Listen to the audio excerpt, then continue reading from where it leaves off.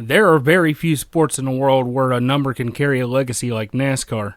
The NBA has 23 for Michael Jordan and 24 for Kobe Bryant, but there's not just one number. You'll see this same number in multiple teams.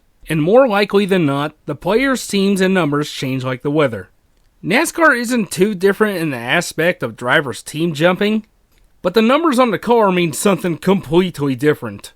Last time I talked about the Joe Gibbs Racing 18 car and how it became a staple in NASCAR history thanks to the drivers who piloted it.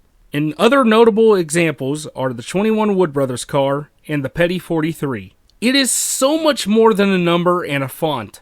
These numbers are legacies that have a ton of history behind them. And in my opinion, there is not one number that has had such a turbulent history as the DEI number 1 car. Despite its original team being defunct, it is still relevant in NASCAR to this day. You still see it out there on the track competing for wins and championships. And in its 25-year run, it has survived through 10 drivers, 3 teams, heartbreak, lawsuits, team mergers, and mismanagement. This is the legacy of the DEI 1 car.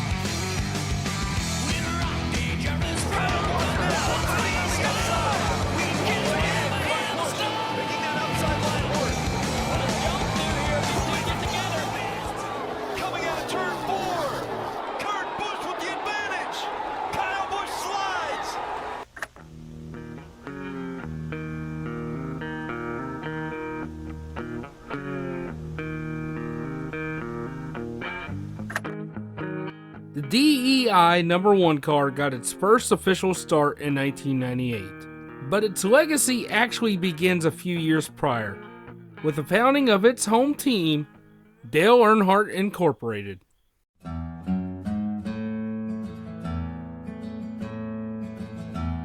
Why would you want to do something that you know darn well could turn around and bite you, could kill you? I had never wanted to do anything else. I never ever wanted anything as much as I want racing, or enjoy it, or like it, or would give up most anything in life to have it. You know?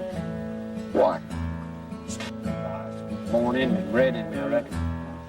Anybody who knows anything about NASCAR knows who Dale Earnhardt is. A nobody from Kannapolis, North Carolina, who arguably became the best driver in the sport and a generational talent. But many fail to realize Dale was also a businessman. In 1980, the same year that he won his first of 7 Winston Cup championships, Dale established DEI, Dale Earnhardt Incorporated. Over the next nearly 2 decades, the team would field cars in the Busch Series and the newly formed Truck Series. In fact, Mike Skinner won the first ever NASCAR Truck Series race in a DEI Chevy Silverado. Its biggest division, however, is in the second-tier Busch Series. Dale himself used the team quite often for bushwhacking, but for 1997, he has plans to expand his team, and he wants to hire multi-time winner in the Modified Series, New York native Steve Park. He left a message on my answer machine, and I just kind of erased it. Thought it was friends of mine kidding around. There was a message like, how come you don't call me back? I'm called you twice now, you know. And I said, oh my God, that's Dale Earnhardt. Now, Steve Park was different from most other drivers. In an era where most drivers are straying away from the garage and focus primarily on racing, Park was not only in the race shop, but was neck deep into the operation.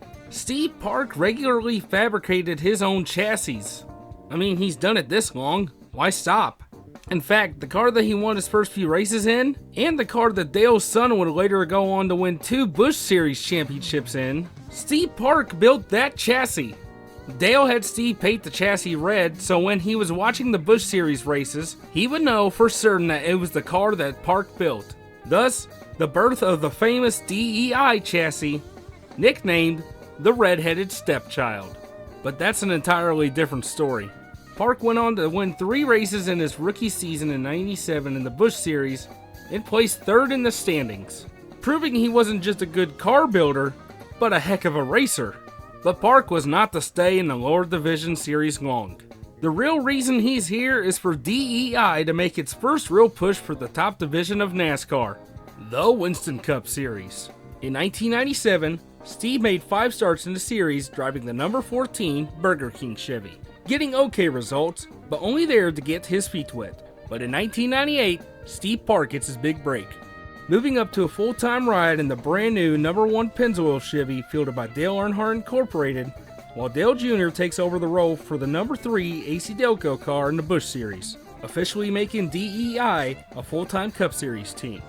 This was it, their big move into the top series of NASCAR, and almost immediately, things go sour. In the same Daytona 500 that Dale Earnhardt went on to win, Steve Park had to pull out early because of engine issues. Week 2 at Rockingham, he crashed out in the later stage of the race thanks to making contact with Ernie Irvan. And at Las Vegas, he failed to qualify. But it was week 4 at Atlanta where the whole operation hit a concrete wall.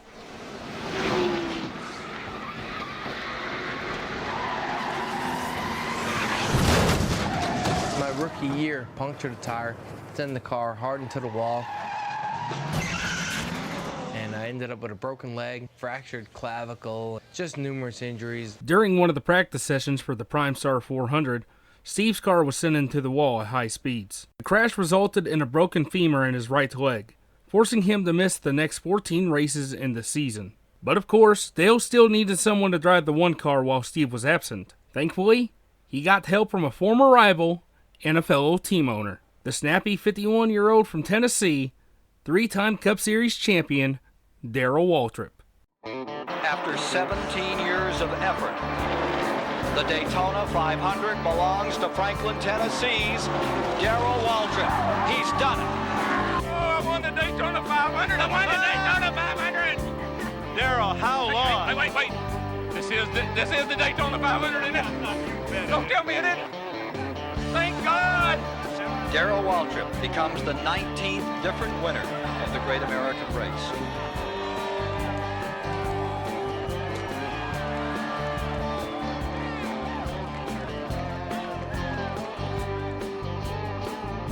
By 1998, Darrell Waltrip is said to be past his prime, but many claim that he was poised to win more races had he not jumped ship to become an owner-driver. As you might have guessed, his attempts to run his own show have been pretty lackluster. The last time he actually won a race was at Darlington in 1992. By now, Darrell is in the talks amongst fans about retirement. But thanks to the help of Dale and DEI, all of that is about to change. Waltrip was dropped into the 1 car at week 6 at Bristol. Starting off, the team was going through some growing pains, finishing 23rd and being plagued with engine and transmission issues at Texas and Martinsville. At Talladega, the team finally finished inside the top 20, but it was week 15 at Pocono that Darrell shut the doubters up. Stops have been made, and that's right, folks. DW. No doubt grinning like a Cheshire cat. He's leading here at Pocono. Rain is in the air. Now let's see if Darrell Waltrip can hold off that snarling mess behind him. Entering the turn, you see a little higher than Mayfield, using a little bit more of that 14-degree banking, not much, for the lead at Pocono. And Jeremy is eyeing his first career win. Outside, Steve W. Down behind. Come on down. Darrell covers the spot as you heard the spotter say, come on down. But at lap 179, Jeremy Mayfield back in front. Darrell, a lot of people left you for dead. Your career, you've shown them that you still have the fire. They didn't put quite enough dirt on me. Kicked it off and crawled back out. While he wouldn't win the race, Darrell showed the fans that he could still compete and get results. He would keep the seat warm until week 18, getting fair results all the way through before taking over the 35 Tabasco car for Tyler Jet Motorsports. Steve Park returned to racing on week 19 for the Brickyard 400 at Indy, where he would DNF and 35th due to a crash. Yeah, this is pretty much the trend for the rest of the season. He would get 2 more DNFs and mainly just putter around in the back of the pack aside from 2 11th place finishes. But there's one event I didn't mention. An exhibition race held in the far reaches of the Northern Hemisphere. The 1998 NASCAR Thunder Special in Motegi City, Japan. Yeah, a lot of fans seem to forget, but NASCAR is no stranger to hosting races in other countries. The last 2 years saw them racing at Suzuka Circuit, a road course, but this year they're racing on a much more familiar oval configuration. And for the DEI team, it's the perfect opportunity to introduce the Cup Series to their upcoming flagship driver. Big E's youngest son and Busch Series champion, Dale Earnhardt Jr. At this point, this becomes more of a story about DEI rather than just the one car, because Dale Jr. is a crucial part of it. After his first Busch championship, Dale Jr. got invited to race at the Thunder Special, so DEI quickly prepped him a car for the race. The number 1 Coca-Cola Chevy Monte Carlo, finally giving him the chance to be on the track with his dad, and technically making his first start in the Cup Series. Jr. qualified 9th and kept it up front all day long, finishing 6th. He even got into a bit of a scuffle with his dad, nearly wrecking them both. But regardless, Jr. had proven that he could drive at Cup level, and it wouldn't be long before we'd see his return.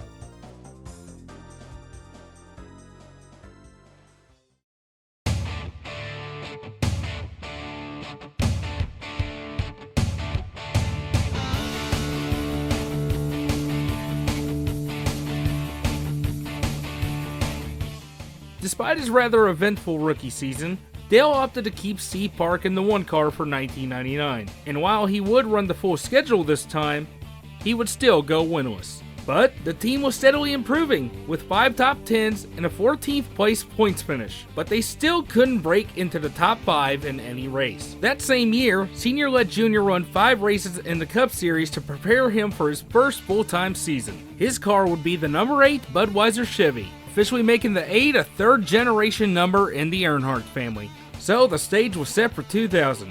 Steve Park would run the 1 and Little E would run the historic 8 car, making DEI a 2-car team. This was going to be the year of Dale Earnhardt Incorporated. Right off the bat, things are pretty mixed. By the time we reach week 8 at Martinsville, Steve Park already has 2 DNFs, but also a top 5 and a top 10. Meanwhile, his newly added teammate already had his first Cup Series win at Texas. Was he brought up too quick? Maybe getting a few wins in the Busch Series doesn't mean you qualify for a ride in the Cup. Many people said this. Well, we would have to wait a while for him to prove otherwise, but at Watkins Glen, in his home state, he made sure everyone knew he belonged in the 1 car. To get a run and get under him in turn 1. Can he? See, Rusty Wallace got completely out of the way. He did not want to affect the outcome of this race. Not able to do it that time, and he'll have one more opportunity if he's going to pass in turn 1. Here they come once again out of corner number 9. Down this short stretch, and they'll be seeing the white flag this time by, and this will be a very important turn 11 for Steve Park. This will the last 2 times he slipped a little bit off the corner. Use all the track now, Steve. Let her go up there. There you go. Good exit. Very good exit.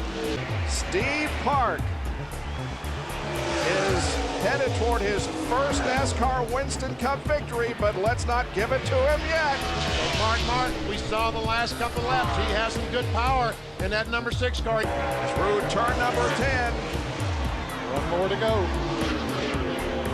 And Steve Park is going to do it. Steve Park is going to win the Global Crossing at the Glen, his first NASCAR Winston Cup victory in his 77th race. 2000 marked the rise of DEI. In the end, Park managed to put together a solid season. 1 win, 6 top 5s, 13 top 10s, 2 poles, an average finish of 17.1, and an 11th place points finish. Junior finished the year in 16th, but got 1 more win at Richmond. And as for Dale Earnhardt, he just barely lost his 8th championship to Bobby Labonte. At this point, Dale is pushing 50, A few years ago, everyone was saying he should retire, but now he's in the middle of a career resurgence. And after coming off a runner-up for the championship, Dale was poised to break Richard Petty's unbeatable 7-title record. But if you're a big enough NASCAR fan, you know what comes next.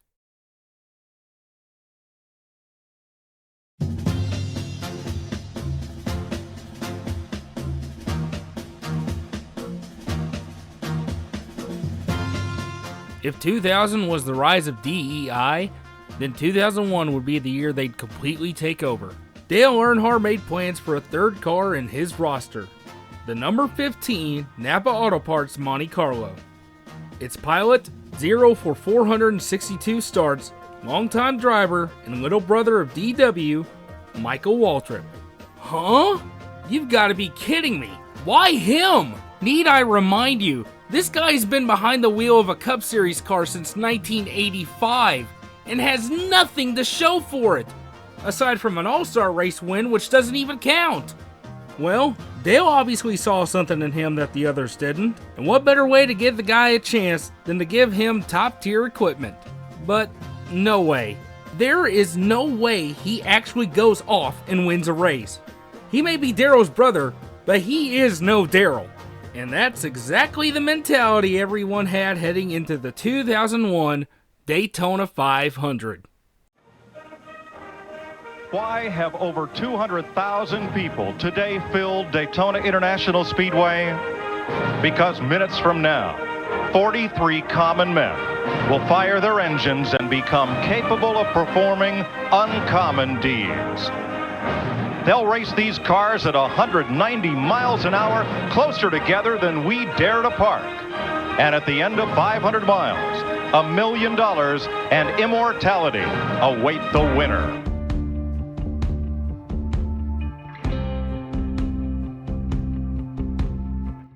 Coming into Daytona, there was a ton of overlapping stories in the sport.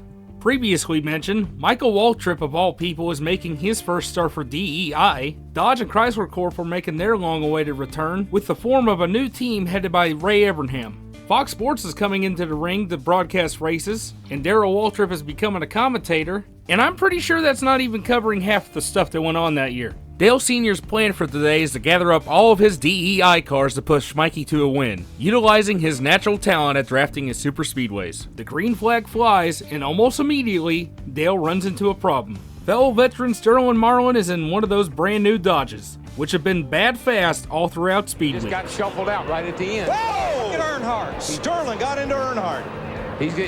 Dale is doing everything he can to keep Sterling behind him because Dale knows that Sterling's got a fast car. Dale eventually makes it up to the front half of the field and joins his team, slowly collecting his cars and using them to push Mikey. Now, where's the one car in all of this? Well, at one point he was leading but dropped back to help Mikey, only to be collected in the big one on lap 137. Now the drafting assistants will change lanes, and now trouble. Stewart's car up in the air and over, barrel rolling, turning gyrations. It's a big wreck on the back straightaway. Maybe a dozen and a half cars all connected collide on the back stretch. Despite it looking like it was ready for the scrapyard, Steve's car would still be in driving condition. He would finish the day in 31st, but his story and connection to this race are far from over. A red flag is called to clean up the pile of junked race cars on the backstretch. While stopped in front of the grandstands, that's when Michael Waltrip realizes he is leading the Daytona 500, and right behind him is his teammate and his boss. This is literally the best case scenario. As long as they can keep Sterling Marlin off his back, Michael Waltrip has no chance of losing this race. The green flag flies. Michael Waltrip has won NASCAR's All-Star race, the Winston, but he's never won a Sunday Winston Cup race. And you know what? I believe Dale Jr. and Dale Sr. both are doing all they can to help Michael make that happen. That would be a good call. Everybody said, why did Dale put Michael in this car? Folks, here's why he put him in there. Great driver. Michael Waltrip leads the Daytona 500. Sterling Marlin in the fastest Dodge, and those two Earnhardts are right behind him.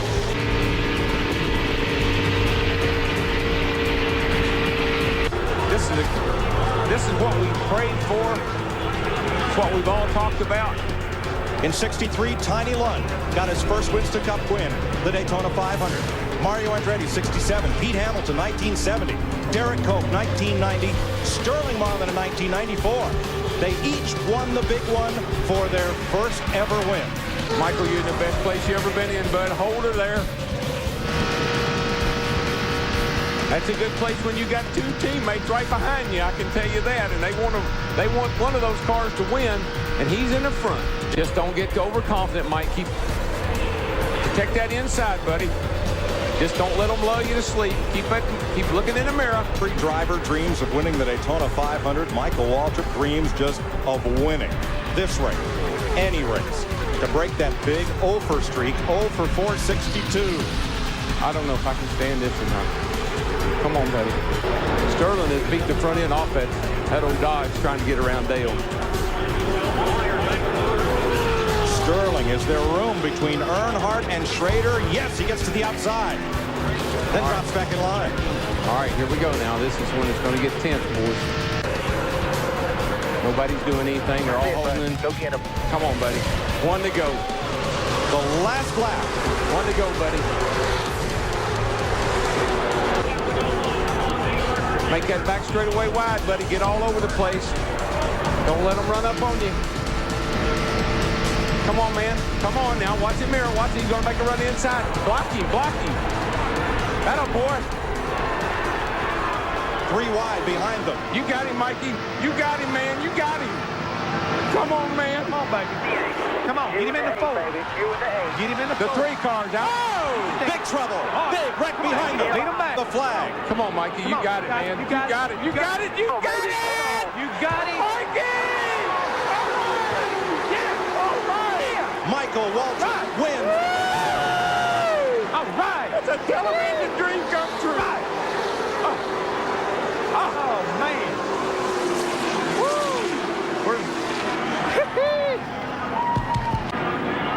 Darrell, is this better than winning it? Oh, it's better. This is great. I just hope Dale's okay. I guess he's all right, isn't he?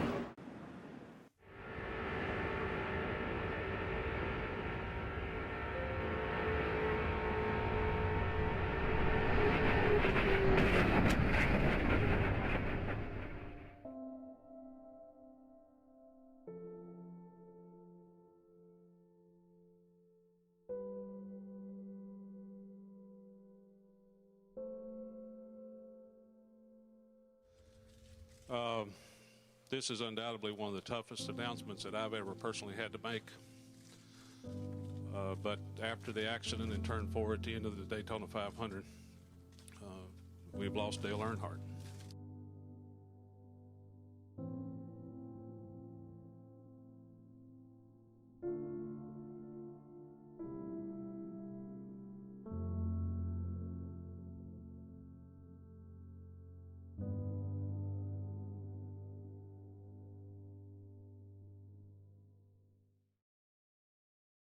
This can't be put into words. The loss of the greatest driver in all of the sport. The loss of a boss, a close friend, and a father. This was a crushing blow to the entire operation that was Dale's team. Without him, the team was as good as lost. Over the next few days, the drivers and crew members discussed if they should even race the next week at Rockingham. Junior obviously didn't want to be there, and Michael was still coping over what was supposed to be his biggest day, turning into his worst nightmare. But it was Steve Park who pushed the team forward. You know, we had sat in the conference room trying to decide, okay, what are we going to do? Are we going to sit out the next race or two? Or there was a real conversation about that. Real conversation about it. And I remember in the boardroom, you know, Dale always sat at the end of this big, long, beautiful table. And as we're all sitting there, you know, in tears and trying to figure out what we're going to do, what's the right thing to do to honor Dale. And I remember, to this day, I remember when Neil Bonnet died and your dad saying that he's going to go out in the next race and kick everybody's bleep and in honor of Neil Bonnet. And, you know, so, I mean, that made the answer kind of easy to decide on what we were going to do. We're like, if Dale was sitting in his spot at the end of the table, he'd say, you go out there and you win that race and you win it for me. 30 laps after the resumption of green flag racing, Steve Park says bye-bye to Jeff Gordon. Jeff Gordon was pretty dominant that day, and we had chased him down. And the guy who taught me how to race Rockingham was Dale Sr. I said, man, you got to lift early. You got to let the car roll through the corner. Don't wear the tires out. Coming off of turn 2, I'd passed Jeff Gordon. When I passed him and there was no other cars in front of me, I was like, I just passed Jeff Gordon for the lead here at Rockingham. And then all of a sudden, I was like, uh-oh, here comes Bobby Levant. And we were on old tires and we barely had enough gas to make it. That last lap, I had to do everything I could to fight off in true Dale Earnhardt fashion. Here we go. Oh, wiggle. Oh, Labonte gets loose. 1 lap to go. This is it. Park wiggled and got into Labonte. He's going to make a run on the outside right here. Come on, buddy. Steve Park trying for his second Winston Cup win. Got to run. He's got to run down the inside. Park blocks him a little bit. Couldn't block him. All right, Bobby, he's off early. He's going to gas it hard. And here they're going to come to the line. It's going to be a photo finish. Park has the run off the high side. He clears the body, and Steve Park scores the second straight win for Earnhardt Incorporated and the second win of his career. Man, what a great finish.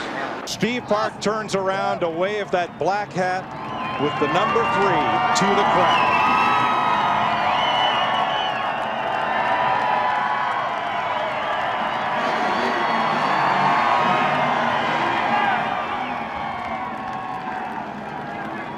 Wave to the crowd, jumps on the roof, high fives all around. Oh, he dives! He dives! It's a mosh pit. It's a mosh pit. Steve, have you ever tried harder to win a race than today? Oh man, I brought tears to my eyes.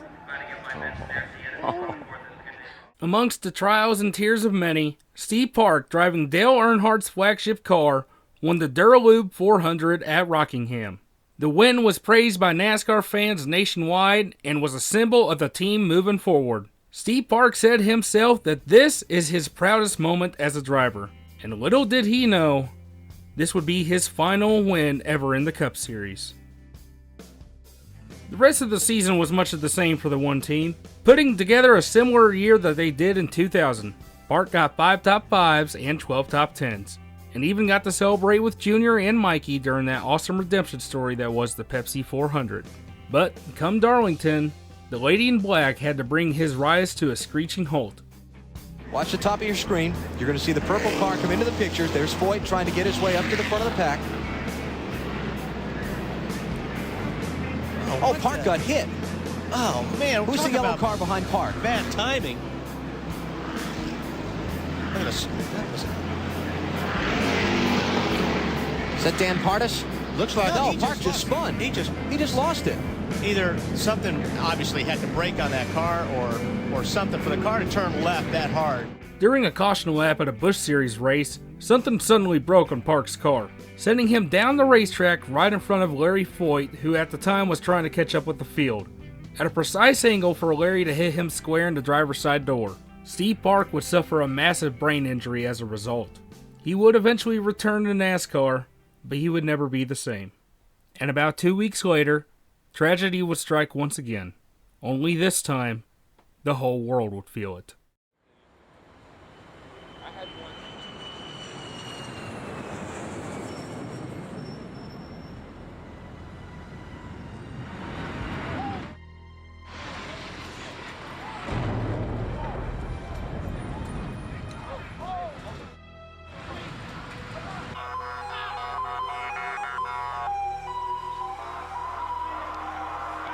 Today, our fellow citizens, our way of life, our very freedom came under attack in a series of deliberate and deadly terrorist acts. The victims were in airplanes or in their offices, secretaries, businessmen and women, military and federal workers, moms and dads, friends and neighbors. Thousands of lives were suddenly ended by evil, despicable acts of terror. These acts of mass murder were intended to frighten our nation into chaos and retreat. But they have failed. Our country is strong. A great people has been moved to defend a great nation. Terrorist attacks can shake the foundations of our biggest buildings, but they cannot touch the foundation of America. These acts shatter steel, but they cannot dent the steel of American resolve. Perhaps there is no more appropriate place for the return of NASCAR Winston Cup racing than the state of Delaware, one of the original 13 states. Its nickname, the First State. The state motto, liberty and independence. Today, in the shadow of neighboring Dover Air Force Base, the Winston Cup Series is back. And so are the fans, a patriotic group that has gathered for the enthusiasm and excitement of racing, and for the opportunity to show their support for this nation, our leaders, and thank the heroes that have brought forth the light of hope from America's darkest day.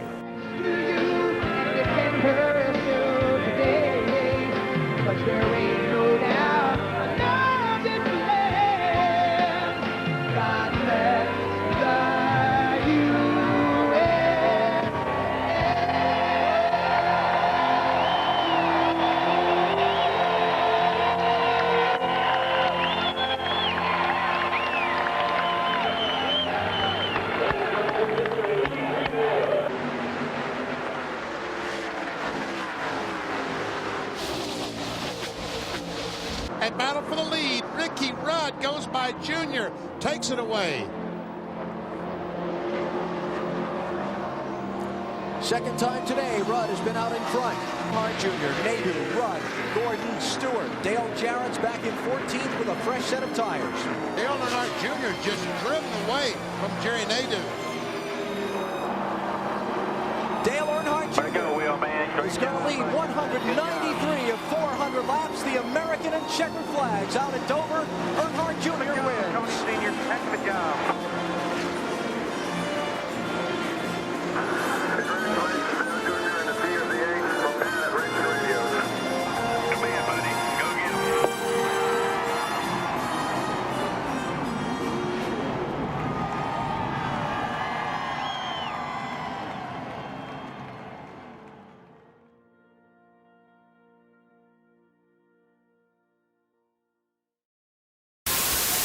All right, Kenny, second in practice. What do you think about that Pennzoil Chevrolet? Can you put it on the pole? Wait a minute. Well, Matt, you know, I think the car's... That's not Matt. Matt Yoakum. No, I'm Matt Yoakum, superstar reporter. Look. See? Matt's got a belt. Power Ranger Matt. But No. not as How's your car? Let me get a You're not pen Matt. and I'm going to start I'm Matt. taking notes I'm Matt of who Yoakum, I need to pay back. superstar reporter. Oh, Kevin. First. Hey, whoa. Look at my hair. And I have more hair than that, a lot more hair. But see, if if that road game would start Matt working for Yoakum. Kevin, then... Look, Here's what I am Matt Yoakum. Here's what I want to know, Kevin. Here's what I want to know, Kevin. Pennzoil car's running real good all day long. I think all the boys back at the shop. Steve Park would return in 2002 in the one car, but it was apparent that he was way off the pace. 5 DNFs, an average finish of 26.5, only 2 top 10s, and another scary crash at Pocono that involved Dale Jr. By 2003, things were getting complicated. Steve drove the car for 11 races before he was kicked to the curb to make room for rising star Jeff Green. If his name doesn't sound familiar, then you could probably guess how well that went. Later in the season, he was swapped for Ron Fellows, and then Fellows was swapped for John Andretti. By the time the 2003 season was over, the one car had seen 4 different drivers and had lost its primary sponsorship. Meanwhile, Michael Waltrip won another Daytona 500, and Dale Jr. got 2 wins and ranked 3rd in the standings. But what gives? This is a story about the one car. Why am I bothering going through the entire Cup Series history of Dale Earnhardt Incorporated? Well, bit of a spoiler alert, but the DEI one car is still relevant in NASCAR today. Arguably, it's the most competitive it's ever been. But we have someone to both thank and blame for that. I have failed to mention her earlier, and while she wasn't too relevant to the story then, we are about to get very familiar with her over the next few years. So let's open up some old wounds. Allow me to reintroduce you to Dale Earnhardt's wife, junior stepmother, and head of DEI, Teresa Earnhardt.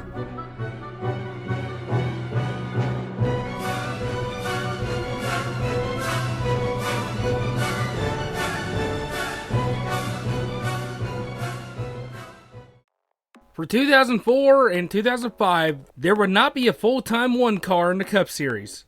Yep, DEI's flagship car would not run full-time for 2 whole years. Instead, it was ran part-time as a prep car for 2006 for rising Busch Series star Martin Truex Jr.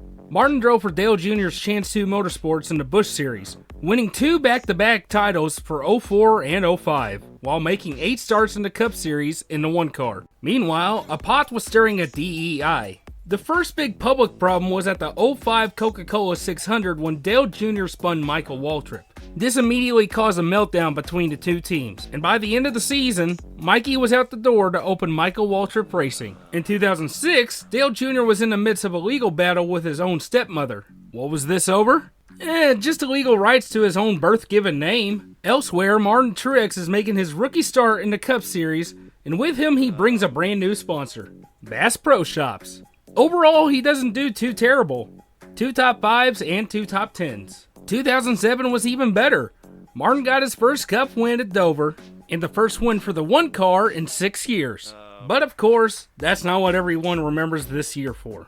About a month prior, Dale Jr. and his siblings met with Teresa to discuss the future of the team. The deal they offered Teresa was 51% ownership of DEI to Dale Jr.